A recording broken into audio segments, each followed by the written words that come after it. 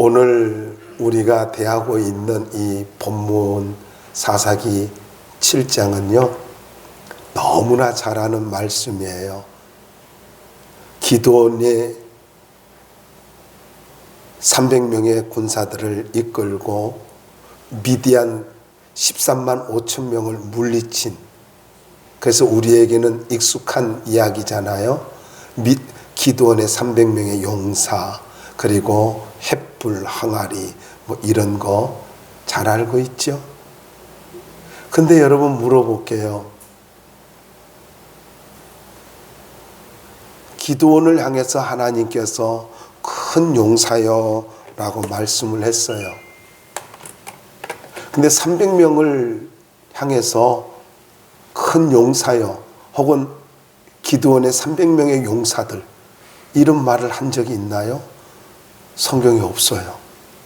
근데 우리는 어떻게 생각하냐면은 기드온의 300명의 용사라고 합니다.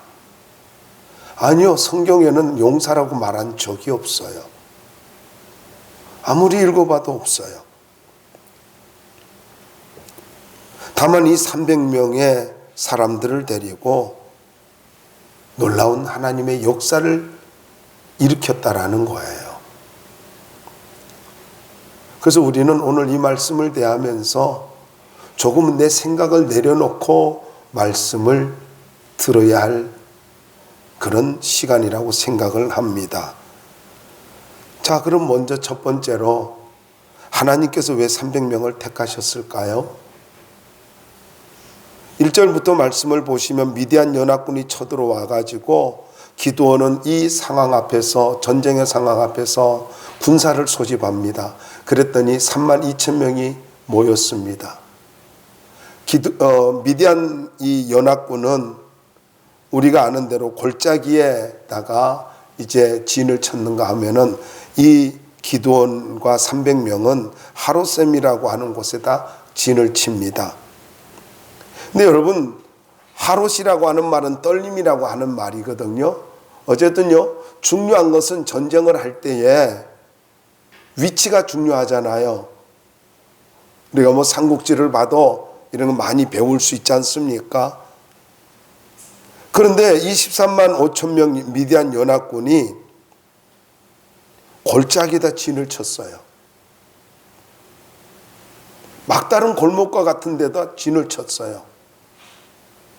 왜 그랬는지를 모르겠어요. 어쨌든 3만 2천 명이라는 숫자와 13만 5천 명이라는 숫자는 이건 완전히 비대칭이죠. 비교가 안 되는 숫자지 않습니까? 이런 현상 앞에서 우리 하나님이 뭐라고 말씀을 하고 있느냐 하면 기드온에게 야, 3만 2천 명 너무 많아 이렇게 말씀하고 있는 거예요. 아니, 숫자를 한 사람이라도 더 모아야 되는 상황인데 3만 2천 명이 너무 많아. 아니, 13만 5천 명인데 상대방은요? 근데 하나님은 많다는 거예요. 그래서 마음에 두려움이 있는 자들은 다 돌아가라고 해라 그렇게 이야기를 합니다. 아마 이 3만 2천 명 속에서 돌아가는 2만 2천 명이 돌아가게 되는데, 성경에 보면은 미디안 연합군이 13만 5천 명인데 중다한 메뚜기의 떼와 같고 낙타들은 해변의 모래와 같다라고 이렇게 표현을 하고 있잖아요. 그러니까 기가 질렸을 거예요. 군사를 소집하니까 뭘 그렇게 정의로운 마음에 달려왔는지는 모르지만 막상 현실을 보니까 싸움이 안 될 것 같은 거예요. 그래서 2만 2천 명은 돌아갑니다. 근데 하나님께서 이렇게 말씀을 할 때에 이유가 있습니다. 왜 돌아가라고 말씀하고 있는지, 나를 거스려 이런 말씀이 있습니다. 여러분 말씀을 보시면은요, 여기에 2절 말씀에 나오죠. 이스라엘이 나를 거슬러 스스로 자랑하기를 이렇게 말씀하고 있어요. 이 나를 거슬른다라는 말은 나를 대항한다, 그리고 더 나아가서 나의 맞은편에서 나를 본다 이런 뜻이에요. 그리고 자랑한다라는 말은 자신을 뽐내다, 영화롭게 하다, 아름답게 하다 이런 말입니다. 그러니까 3만 2천 명으로 만약에 저들이 승리를 하게 될 경우에는 많은 사람들이 하나님 앞에서 하나님을 대항하면서 하나님 앞에 하나님을 마주 보면서 자기들이 했다라고 자랑할 수 있다라는 거지요. 그러니까 하나님의 은혜가 인간의 자랑이 될 수가 있더라는 이야기예요. 그래서 그걸 가지고 하나님께서 나를 거스른다. 그러니 무슨 말이에요? 여러분, 자랑은 하나님 앞에 교만이고 자랑은 하나님 앞에 범죄라는 거예요. 하나님을 거스르는 것이다 라는 이야기입니다. 이것은 하나님께서 가장 싫어하는 것 중에 하나지요. 그럼 이 숫자를 줄이라는 이유가 무슨 말입니까? 이 숫자를 줄이라는 것은요, 첫째는 하나님 앞에 이 전쟁에서는 하나님 앞에 겸손해야 된다라는 것입니다. 그리고 더 나아가서 전쟁은 오직 하나님의 능력에 달려있다. 이걸 지금 알게 해주기 위함이다라는 거예요. 자, 이 말을 듣고 2만 2천 명이 돌아가지요. 어디에서 돌아가요? 바로 하롯이라는 곳, 떨림이라는 곳에서 돌아갑니다. 재밌지 않습니까? 떨림이라는 장소에서 두려워 떠는 자가 다 돌아갔습니다. 참 재밌는 그러한 생각이라고 되어지는데, 어쨌든 여러분, 여기서 우리가 생각해야 될 게 뭐냐면요, 두려움이라는 거예요. 두려워하는 자. 하나님은 두려워하는 자를 쓸 수가 없다라는 걸 지금 말씀해 주고 있으면서, 두려움이 뭐냐? 두려움은요, 여러분 잊지 마시기 바랍니다. 두려움은 불신앙입니다. 군인에게서는 아주 적합하지 않는 자세지요. 자격이 없는 거지요. 그런데 이걸 아셔야 됩니다. 여러분, 두려움은 부정적 믿음입니다. 다시 말씀을 드릴게요. 두려움은 부정적 믿음입니다. 욥은 이렇게 말합니다. 내가 두려워하는 것이 내게 임하였다라고 이렇게 말하고 있어요. 두려워하면 그것이 내게 그대로 이루어진다는 거예요. 이게 마귀의 믿음입니다. 이게 사단의 믿음이에요. 저는 여러분들에게 강력하게 말씀드리고 싶습니다. 어떤 두려움이 찾아옵니까? 그건 사단이 준 거예요. 마귀가 주는 거 아니라는 거예요. 두려움이라고 하는 믿음을 여러분에게 심어줘서 그걸 가지고 자꾸 여러분 걱정하고 염려하면 그것이 그대로 이루어진다는 겁니다. 다시 말씀드리면은, 이 부정적 믿음을 통하여서 마귀는 나의 인생을 파괴하려고 하고 하나님의 축복을 누리지 못하게 만드는다는 것입니다. 그러므로 여러분, 우리에게 이 두려움이 찾아올 때 우리가 반드시 해야 할 일이 있습니다. 그것은 바로 예수의 이름으로 물리치는 것입니다. 내 마음속에 찾아오는 두려움, 그 두려움을 향해서 선포하시기 바랍니다. 선포하십시오. 내가 나사렛 예수 이름으로 명하노니 마귀가 준 이 두려움은 내 심령에서 떠나갈지어다. 하나님은 반드시 나에게 좋은 일을 이루어 주실 거야. 하나님은 반드시 나를 승리하게 만들어 줄 거야. 하나님, 내가 두려워하는 것이 아니라 내가 평안한 삶을 살기를 원하며 내가 하나님 앞에서 복을 누리며 사는 길을 원하시느니라. 그러므로 내게 있는 두려움은 떠나갈지어다라고 선포할 수 있기를 바랍니다.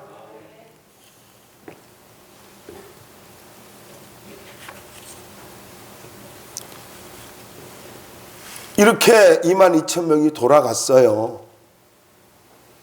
그리고 나서 10,000명이 남았는데 하나님께서 또 말씀하셔요. 야, 이 10,000명도 많다. 이렇게 말씀하고 있습니다. 그러면서 4절 말씀을 보시면은 이런 말씀이 있지 않습니까? 4절의 중간절 보세요.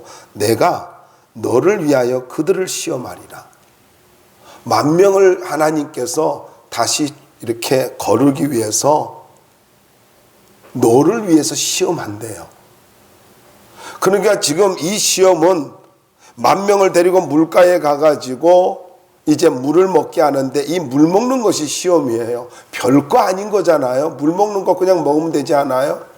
그런데 이 물 먹는 걸로 시험을 한대요. 누구를 위해서요? 바로 기드온을 위해서요. 여러분, 이 시험한다라고 하는 말이 무슨 말이냐면요, 이게 녹이다, 단련하다라는 뜻으로서 1차적으로는 용광로에다 물질을 집어넣고 그 불순물을 제거하는 것이고요, 2차적인 의미는 사람에게 이것을 적용할 때는요, 연단을 통해서 사람 속에 있는 죄악들, 이 죄악들을 가지고 완전히 제거해 가지고 순수한 상태, 를 만드는 거예요. 그래서 이걸 간단하게 정리하면 이겁니다. 시험한다라는 말은 불순물을 제거하고 죄악을 제거해서 깨끗한 상태로 만든다라는 거예요. 깨끗한 상태로. 그러니까 하나님께서 지금 기드온을 위해서 하나님이 순수한 사람들을 지금 골라낼 것이다. 순수한 사람들을 만들어낼 것이다 라는 것입니다. 그래서 물을 먹게 하는데 거기에 보면은 개가 핥는 것 같이 혀로 물을 핥는 자를 6절에는요 손으로 움켜 입에 대고 핥는 자 이렇게 표현하고 있죠. 쉽게 말하면은 이제 물을 먹으면서 손으로 이렇게 떠가지고 먹는 거 혹은 이렇게 떠서 먹는 거 핥아 먹는 것 같이 이른다는 거예요. 근데 이게 여기서는 개라고 하는 말은 상당히 긍정적인 의미입니다. 고대 근동에서 특별히 애굽에서는요 개가 경계심과 조심성이 많은 동물로 인정을 받습니다. 물론 유대인의 사고에서는 좋지 않는 의미죠. 이방인을 나타내죠. 자, 왜 이렇게 애굽인들은 생각했냐면은 애굽의 나일강에는 악어가 많습니다. 악어가 많다 보니까 개들이 물을 먹으러 갈 때 늘 경계심을, 언제 악어가 달려들지 모르니까 이렇게 경계심을 갖고 물을 먹었단 말이지요. 그러니까 이렇게 위기감을 갖고 좌우를 살피면서 물을 먹는, 그냥 갈증을 해결하기에만 급급한 것이 아니라 자제심과 경계심을 가지고 물을 먹는 모습을 지금 이야기하고 있다라는 것입니다. 다시 말씀드리면은 이게 무슨 말이냐면요, 물 먹는 것도 습관이라는 이야기죠. 물 먹는 것도 습관이에요. 그리고 더 나아가서 여기에 보면은 무릎을 꿇고 물을 먹는 자들이 나옵니다. 이 말은 손바닥을 가지고 펴가지고 강바닥에다 손을 대고 얼굴을 파묻고 물을 먹는 것을 말합니다. 이것도 역시 습관입니다. 무릎을 꿇고 물을 먹는 것, 이것도 습관이라는 이야기예요. 여러분, 여기 무릎을 꿇는다라고 하는 말은 엎드려 기도한다, 엎드려 경배한다, 아이를 낳기 위해서 눕는다 이런 뜻이거든요. 그러니까 이걸 다르게 이야기하면은 이런 말입니다. 전쟁터에서 지금 전쟁을 앞두고 있는데 너무나 태평스러운 자세를 가지고 그렇게 물을 먹으면 안 되고 무릎을 꿇는다는 것 자체가 이건 우상에게 우상 숭배한 것과 같다, 이렇게도 이야기를 하고 있습니다. 어쨌든 너무 태평스러운 자세지요. 그러나 하나님께서 300명을 택한 것은요 분명히 이유가 있습니다. 여기에 대해서 어떤 학자들은 이렇게 말을 합니다. 무릎을 꿇고 물을 먹는 것은 우상에게 절을 한 것이고 손으로 물을 움켜서 먹는 것은 경계심을 갖는 자세였다, 이렇게 표현하고 있고요. 더 나아가서 어떤 분은 그냥 어떻게 숫자를 가지고 맞추려고 하다 보니까 그냥 9,700명은 엎드려서 먹었고 300명은 어쩌다 보니까 물을 먹었다라는 이야기예요. 어쩌다가 그렇게 물을 먹어서 그 300명 속에 어쩌다가 들어갔다라는 이야기예요. 어쩌다 300명이 됐다라는 거죠. 근데 우리가 이 말씀을 가지고 좀 생각해야 될 게 뭐냐면은요, 하나님께서 기드온을 위해서 특별히 순수한 사람들을 골라내는 거잖아요. 근데 어쩌다가 아니라는 거예요. 어쩌다가 아니라는 거예요. 지금 하나님께서 뭘 보고 있어요? 습관을 보고 있는 거예요. 삶의 습관을 보고 있고 삶의 자세를 보고 있다라는 것입니다. 그래서 저는 개인적으로 이걸 가지고 삶의 좋은 자세와 습관 때문에 선택을 받은 것이다 라는 것으로 이렇게 이해를 합니다. 여러분, 저는 이 말씀을 보면서 이런 생각이 들었습니다. 모든 좋은 행동과 좋은 자세는요 습관에서 나옵니다. 하루아침에 나오는 게 아니에요. 습관이 그렇게 중요한 것입니다. 습관이 너무 중요한 거예요. 습관이 나쁘면은 어떤 상황 앞에서 금방 굴복을 한다는 거죠. 패배주의적으로 살아간다는 거죠. 어떤 상황이 되어지면 금방 거기에 그렇게 무릎을 꿇어버립니다. 여러분, 우리는 분명히 알아야 될 것은요, 전능하신 하나님을 믿는 사람들이에요. 살아계신 하나님 믿는 사람들이라고요. 그렇기 때문에 그 하나님께서 쓰시기에 합당한, 하나님께서 나를 선택하기에 합당한 좋은 습관과 자세를 가져야 된다라는 것입니다. 그리고 이 습관을 만들어 가야 되는 거예요. 습관은 만들어 가는 것입니다. 노력해 가는 거예요. 예배를 드리는 것도 습관입니다. 하나님 앞에 감사하는 것도 습관입니다. 기도하는 것도 습관입니다. 여러분, 우리의 삶 자체가 습관으로 연결되어 있다는 걸 잊지 마십시오. 근데 이렇게 평상시에 되어지는 습관, 이 습관으로 인해서 하나님께서 어떤 기회에 나를 쓰신다는 이야기예요. 그래서 습관이 중요하다라는 것입니다. 정말로 하나님 앞에 쓰임받기를 원합니까? 습관을 만들어 가야 돼요. 그러다 보면 어느 날 좋은 기회를 하나님이 우리에게 허락해 주시고 당신의 영광을 위해서 우리를 쓰신다는 것입니다. 여기 이 300명이 동일한 그러한 습관을 가지고 있었습니다. 그리고 나머지 9,700명은 또 나름대로 동일한 습관을 가지고 있어요. 보편적인 습관을 가지고 있었겠죠. 그런데 하나님께서는 좋은 습관을 가진 자를 쓰시더라라는 이야기입니다. 자, 기도를 위한 하나님의 배려의 모습을 이제 9절로부터 15절까지 말씀을 보면 알 수 있는데, 여러분, 이렇게 300명만 남았어요. 9,700명이 돌아가고 300명이 남았을 때에 하나님께서 그 밤에, 9절 말씀 볼까요? 그 밤에라는 말이 있죠. 이 말은요, 히브리어로 그리고 바로 그 밤에 그것이 있었더라, 이런 내용입니다. 그러니까 하나님께서 300명만 남았을 때 그 밤에 나타나셨어요. 아니, 숫자가 더 많아져도 부족한 판인데, 그런 상황인데 더 하나님이 몰아가고 하나님이 만들어가는 상황은요, 더 안 좋은 상황이었어요. 300명만 남았어요. 32,000명에서 여러분 생각해 보세요. 300명에서 500명이 되어질 때 굉장히 숫자가 많게 느껴지겠죠. 그런데 32,000명에서 300명만 남았다. 숫자가 확 줄어버렸잖아요. 10분의 1이 거의 10분의 1이 넘게 이렇게 줄어들었지 않습니까? 거기에다가 상대방은 어떻습니까? 13만 5천 명이나 되지 않습니까? 오죽하면 메뚜기 떼와 같고 오죽하면은 거기 해변의 모래와 같다라고 이렇게 표현했을까요? 낙타가 너무너무 많았죠. 말과 낙타가. 그런데 하나님께서 이 9,700명이 돌아가고 난 그날 밤에 뭐라고 말씀하냐면은요, 일어나 진영으로 내려가라, 이렇게 말씀하고 있어요. 이 말이 무슨 말이냐면 그대로 직역하면 이렇습니다. 일어나라, 내려가라, 그 진영 속으로, 이거예요. 단어 하나하나가 끊어져 있어요. 아니, 9,700명이나 돌아가고 22,000명이 돌아가고 이제 300명 남았는데 이 작은 숫자를 가지고 진영으로 들어가라, 다시 말해서 공격을 하라? 그러면서 하신 말씀이 무슨 말입니까? 내려가라고 하시는 이유, 적진 속으로 들어가라 하신 이유를 하나님께서 미디안 족속을 기드온의 손에 넘겨줬기 때문이라는 거예요. 내가 너에게 다 주었어. 내가 다 주었어. 근데 이렇게 말씀을 하시는데 제가 이 말씀을 보면서 우리 하나님이 상당히 참 배려를 많이 해주시는 분이에요. 여러분 한번 볼까요? 10절 한번 보세요. 한번 10절 읽어주시기 바랍니다. 시작. 만일 내가 내려가기를 두려워하거든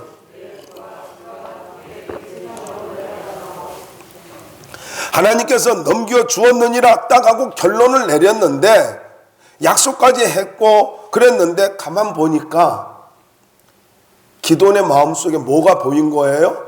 두려움이 보인 거예요. 근데 우리 하나님께서 왜 너 그래 두려워하고 있어? 내가 말을 했는데 왜 두려워하고 있지? 두려워하지 마라, 이렇게 말씀하지 않았어요. 우리 하나님께서 얼마나 배려심이 많은가를 보자고요. 만일, 만일 너 그럴 리 없겠지만은 혹시 네가 숫자가 작은 것 때문에, 당연히 숫자가 작으니까 두렵죠. 그런데 우리 하나님이 그걸 들춰내질 않아요. 들춰내질 않고 뭐라고 말씀하고 있어요? 혹시 네가 두려움이 있다면은 그러면 네 부하를 데리고 적진에 가서 한번 어떤 일이 있는지 한번 들어볼래? 무슨 말을 들을 수 있을 거야. 그러면 네가 큰 용기를 내서 공격하게 되고 네가 용기를 얻고 네가 전쟁에 임할 수 있을 거야. 이렇게 말씀하고 있어요. 얼마나 놀라운 말씀이에요. 여러분, 하나님은요, 우리가 자존심을 다치는 걸 용납하지 아니하시고요, 우리의 자존심까지 지켜주시는 그런 분이라는 것입니다. 여기 기도원의 마음을 너무나 잘 아시는 하나님, 기도는요, 여러분 보신다시피요, 이미 그 하나님께서 표적을 3번이나 보여주셨잖아요. 그럼에도 불구하고 그 마음속에 두려움이 있는 걸 보고 상처받을까봐 소심한 이 기드온, 끊임없이 확인하기를 좋아하는 이 기드온, 그 기드온을 향해서 혹시 내가 두려움이 있다면은, 혹시가 뭐예요? 이미 두려움이 있는데요. 근데 우리 주님은 그걸 안 드러내잖아요. 만약에 네가 두려움이 있다면 한번 내려가 볼래? 너 혼자 가지 말고 부하까지 데리고 가봐. 왜냐하면 증인을 삼잖아요. 그래서 이 말을 듣고 가봤어요. 그랬는데 말이죠, 어떤 일이 벌어지냐면은요, 이 가서 가다 보니까 여러분 한번 볼까요?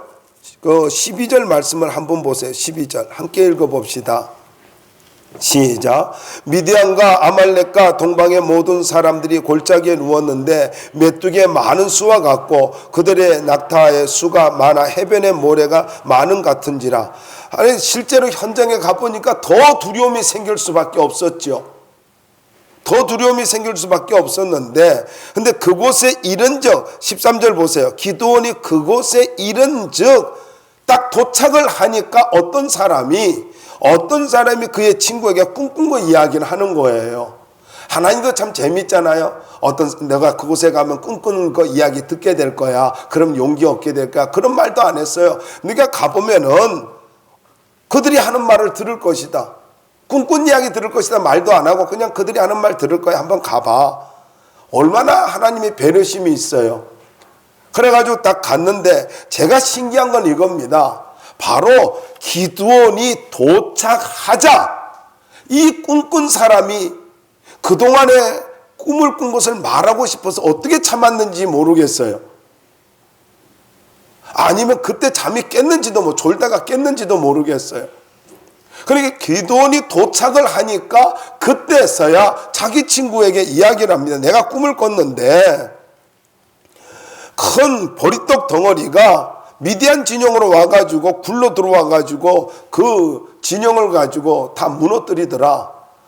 그런데 더 놀라운 것이 거기 그 다음에 나오는 말씀이에요. 여러분 말씀 보세요. 이제 14절 말씀은 읽어봐야 됩니다. 함께 읽어볼까요? 시작. 그의 친구가 대답하여 이르되 이는 다른 것이 아니라 이스라엘 사람 요아스의 아들 기드온의 칼이라. 하나님이 미디안과 그 모든 진영을 그의 손에 넘겨주셨느니라 하더라. 할렐루야. 무슨 말입니까? 어떤 사람이 꿈을 해몽을 하고 있어요. 그런데 해몽이라고 하는 말은 꿈을 깨뜨린다라는 말이거든요. 근데 그 꿈을 깨뜨리면서 꿈을 해석해 주면서 아니 이 미디안 사람이 어떻게 알았는지 기드온의 이름도 알아요. 기드온의 아버지 이름도 알아요. 요아스의 아들 기드온이라. 그런데 더 놀라운 것이 있습니다. 아니 자기 이름도 알 뿐만 아니라 아버지의 이름도 알았어요. 근데 놀라운 것이 뭐냐면요, 전능하신 하나님이라 할 때 이게 바로 이 전능하신 하나님을 이야기하고 있습니다. 엘로힘을 이야기하고 있어요. 전능하신 하나님이 미디안과 그 모든 진영을 기드온의 손에 넘겨주었대요. 이런 엄청난 이야기를 하는 것입니다. 아니 기드온이 전혀 모르는 사람이에요. 처음 보는 사람이에요. 그런데 기드온 이름을 가지고 알게 합니다. 아버지 이름을 알게 합니다. 그리고 하나님께서 하실 일 것이라고 예언을 하고 있습니다. 해석을 해주고 있습니다. 이 말을 듣자 기드온이 얼마나 감격했는지 하나님 앞에 그 자리에서 경배를 합니다. 여러분 보리떡이 뭐예요? 보리떡이라고 하는 것은요, 서민들의 주식입니다.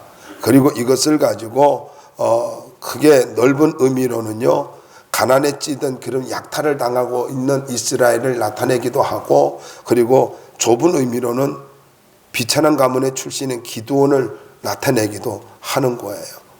그런데 이렇게 전능하신 하나님이 이 기드온을 들어 쓰신다고 말씀을 하고 있는 겁니다. 여러분, 여기서 우리가 깊이 교훈을 받아야 됩니다. 내가 어떤 사람이든 상관없어요. 내가 신분이 흙수저든지 금수저든지 하나님이 보시는 것은요, 바로 믿음이라는 거예요. 믿음으로 살면 하나님 쓰십니다. 지금 기도원의 자존심을 지켜주면서 하나님이 믿음 갖기를 원해요. 나를 절대적으로 신뢰하라는 거예요. 절대적으로 신뢰하라는 거예요. 네가 보고 있는 그 13만 5천 명이라고 하는 이 미디안 연합군, 너에게 엄청나게 중과부족과 같은, 감히 이렇게 사람이 어떻게 할 수 없는 그러한 불가항력과 같은 그러한 힘의 논리로 밀리는 이런 상황이라 할지라도 나를 믿으라, 전능하신 하나님을 믿으라, 이 말씀이잖아요. 전능하신 하나님을 믿으라. 자꾸 우리는요, 눈에 보이는 현상을 쫓아갑니다. 그리고 주눅이 들어요. 아니요, 절대로 여러분 현상에 주눅 들지 마시기 바랍니다.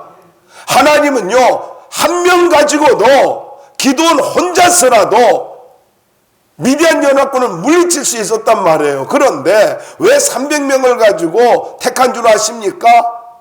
분명히 보세요. 오늘 말씀을 계속 보여주고 있는 것은 이 미디안을 누구의 손에 넘겼대요? 300명에게 넘겼단 말씀이 없어요. 누구에게요? 바로 기드온에게 넘겼대요.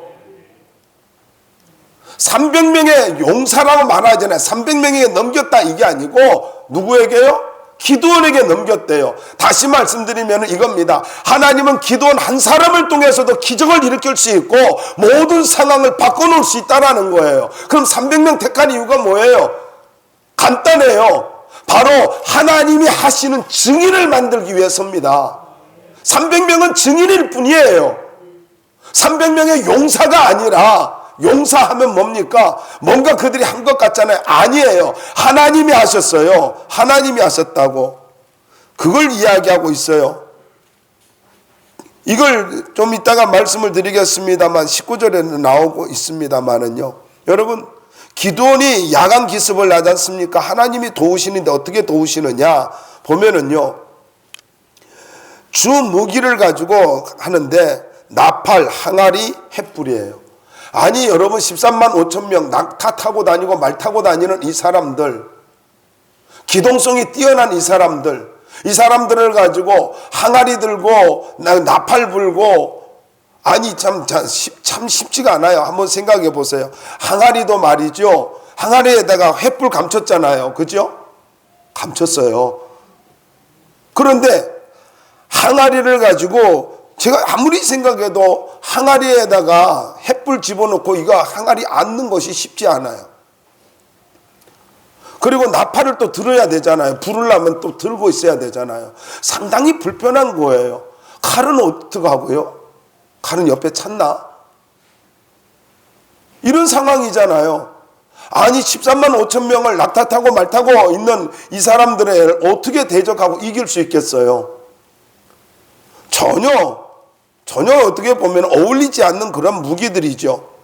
그런데 밤 11시경에 나팔 소리를 가지고 나팔을 불게 된단 말이죠. 근데 여러분 이걸 아셔야 됩니다. 이들이 지금 어디에 있다 그랬어요? 골짜기에 있다 그랬어요. 골짜기에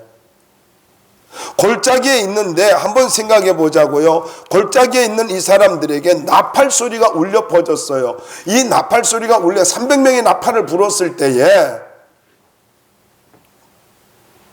어떤 일이 벌어질까요? 골짜기에서 나팔 소리가 이게 스테레오로, 에코로, 모노가 아니잖아요. 이게 울려 퍼질 거 아니에요. 거기에다가 항아리 300개가 깨져요.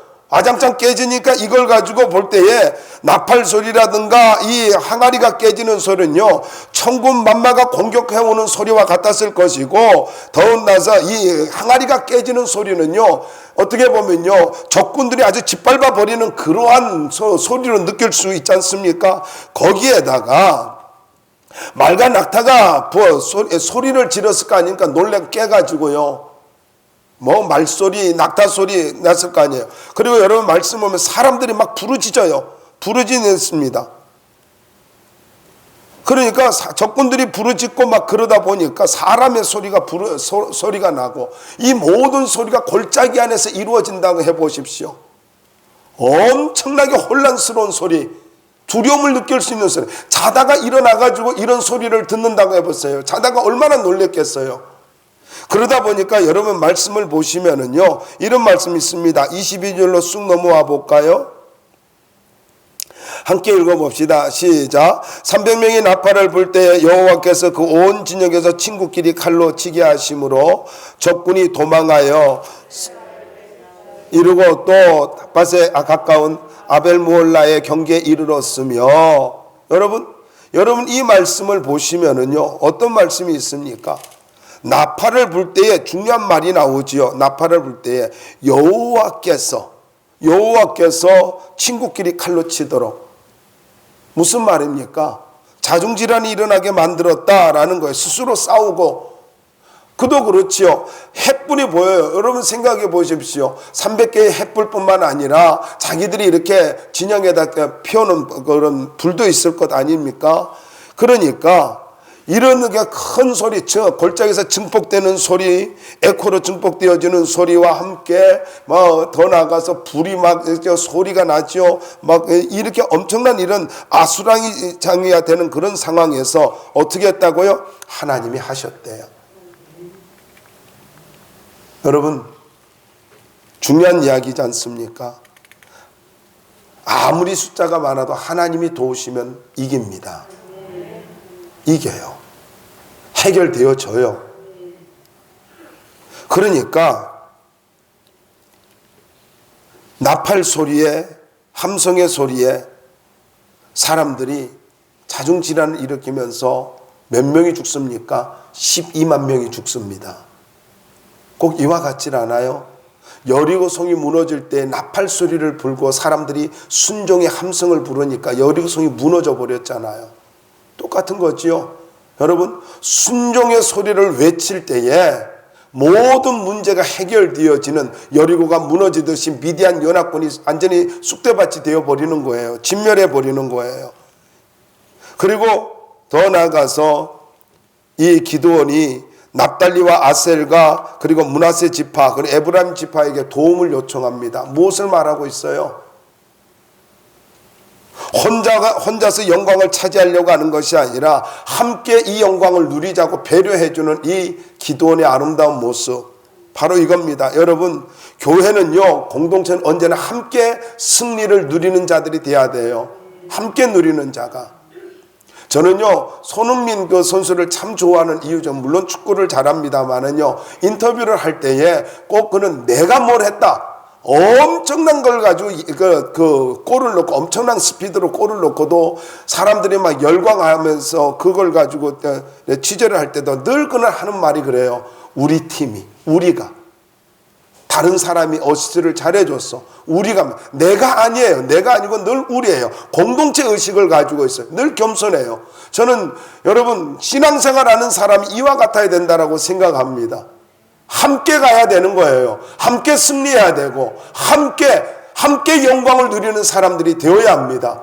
함께. 그래서 도움이 필요할 때는 도움을 요청해야 되는 거예요. 목사도 성도들에게 요청을 하고요. 그리고 성도도 도움을 요청하고, 성도가 성도끼리도 도움을 요청하고, 서로가 도움을 요청하는 관계가 되어야 한다라는 것입니다. 놀라운 승리를 이뤘지 않습니까? 그런데 여기에 슬며시 들어오는 사단의 역사가 있습니다. 이 엄청난 사건 앞에 슬며시 들어오는 사단의 역사가 있어요.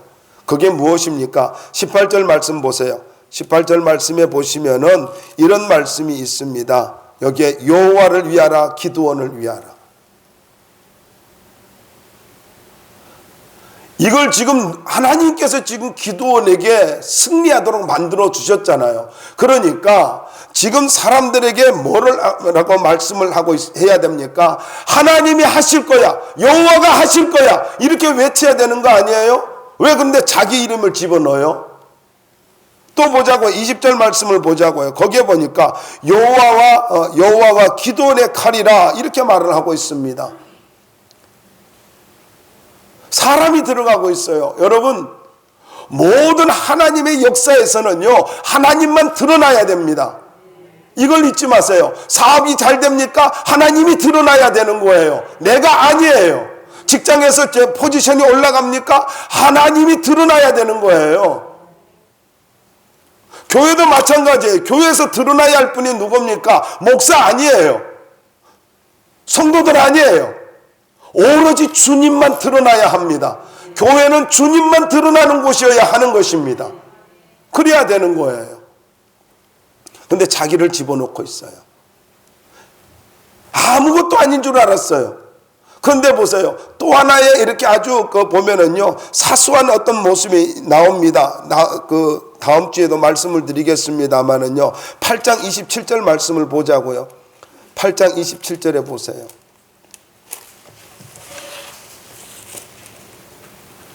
함께 읽어볼까요? 8장 27절 시작. 기드온이 그 금으로 에봇 하나를 만들어 자기의 성읍 오브라에 두었더니 온 이스라엘이 그것을 음란하게 위함으로 그것이 기드온과 그의 집에 올무가 되니라. 자, 여러분, 무슨 말입니까? 전리품의 앞 26절 말씀에 보면은 목에 들렸던 사슬들이 있었더라. 이렇게 보면은 초생달 모양의 장식물, 폐물, 이 금으로 된 것들을, 쉽게 말해서 마스코트들이죠. 장식품들이에요. 이걸 가지고, 전리품을 가지고, 야, 그거 좀 나 좀 줄래? 그렇게 하는 거예요.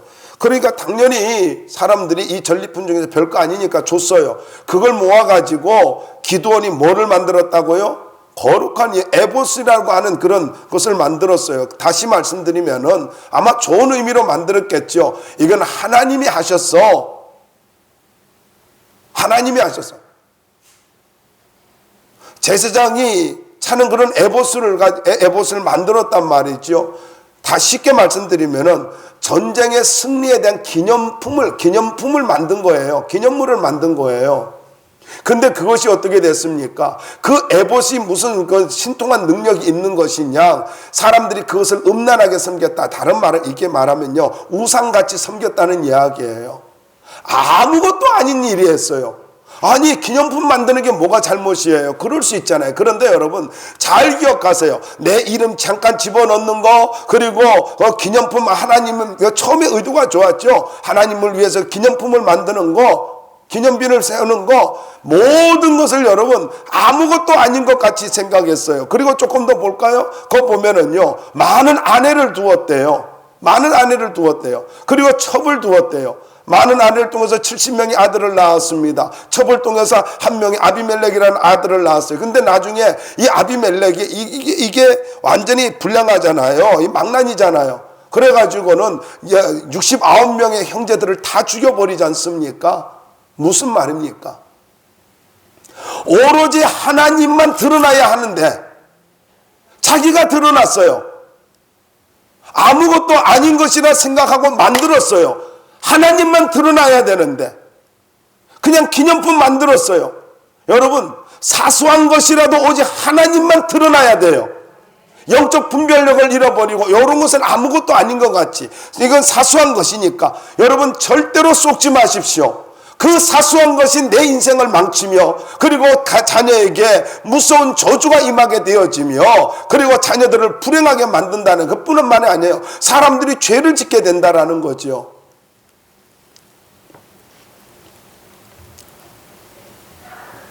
무엇을 말하고 있습니까? 간단하게 정리하면 이렇습니다. 좋은 자세와 습관을 늘 만들어 가야 된다라는 거예요. 내가 어떤 이렇게 특별한 일이 없을 때에도, 그리고 혹은 또 어려운 가운데 있을 때에도 좋은 습관과 자세를 만들어 가야 돼요. 기드온은요, 이 좋은 삶의 자세를, 습관을 만들어 가지 않고 승리하고 나니까 왜 많은 아내를 둬요? 왜 첩을 둬요? 왜 자기 이름을 자꾸 드러내요? 아닌 것 같았어요. 그런데 승리를 하고 나서 난다, 하나님의 축복을 누리고 하나님의 축복을 받고 난 다음에 영적으로 무뎌져 버렸어요. 좋은 습관을 만들어 가지 않았어요. 하나님이 얼마나 배려해가지고 크게 썼습니까? 자기가 잘난 것이 아니었어요. 하나님이 배려해서 큰 용사로 삼아서 하나님이 용사로 삼아주신 거예요. 이 사람이 대단한 것이 아니라 하나님이 용사로 삼아주니까 큰 용사가 된 거예요. 잊지 마세요. 저는 아무리 봐도 기드온은요, 큰 용사가 아니에요. 근데 하나님이 큰 용사로 삼아주신 거예요.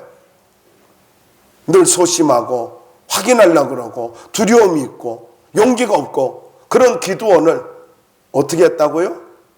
여겨준 거예요. 큰 용사로, 더 나아가서 저의 자존심도 지켜주잖아요. 만약 두려움이 있다면 얼마나 하나님의 배려예요. 여러분, 저는 여기서 우리가 도전을 받아야 될 것이 있다라고 생각합니다. 인생은요, 하나님이 여겨주실 때에 크게 쓰임받을 수 있습니다. 그리고 좋은 습관을 배양하십시오.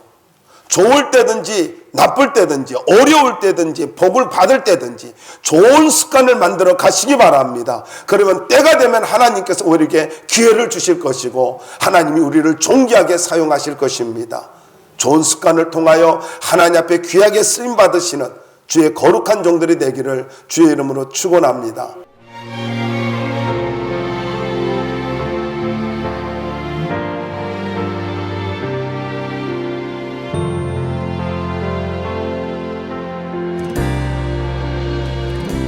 진정한 예배가 숨쉬는 교회, 주님이 주인 되시는 교회, 믿음의 기도가 쌓이는 교회, 최고의 찬양을 드리는 교회, 말씀이 살아 움직이는 교회, 성도의 사랑이 넘치는 교회, 섬김과 헌신이 기쁨이 되어 열매 맺는 아름다운 교회, 주님의 마음 닮아서 이웃을 사랑하는 교회, 주님의 영광을 위해서 빛 되신 주님 전하는 교회, 사랑의 불꽃이 활짝 피어나 날마다 사랑에 빠지는 교회, 주께서 사랑하는 우리 교회가 이런 교회 되게 하소서.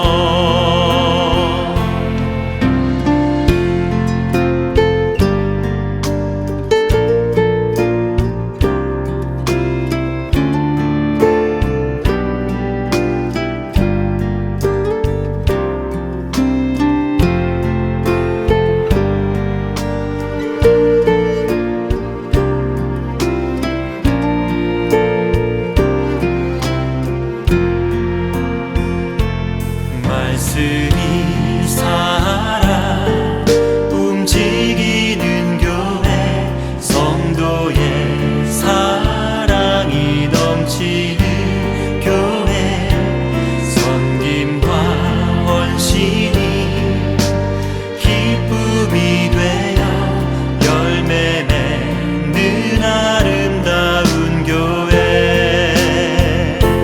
주님의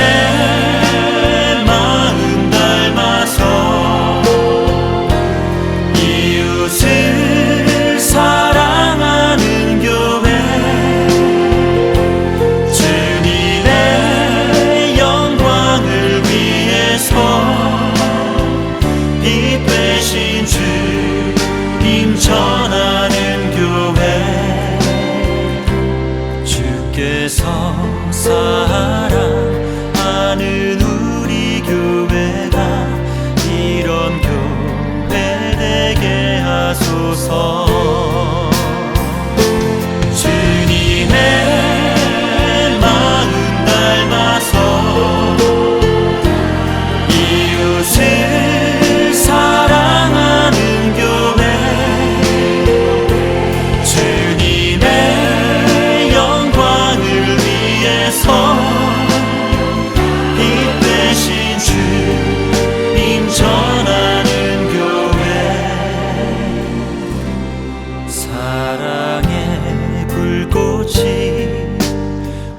활짝 피어나 날마다 사랑에 빠지는 교회, 주께서 사랑하는 우리 교회가 이런 교회 되게 하소서. 주께서 사랑하는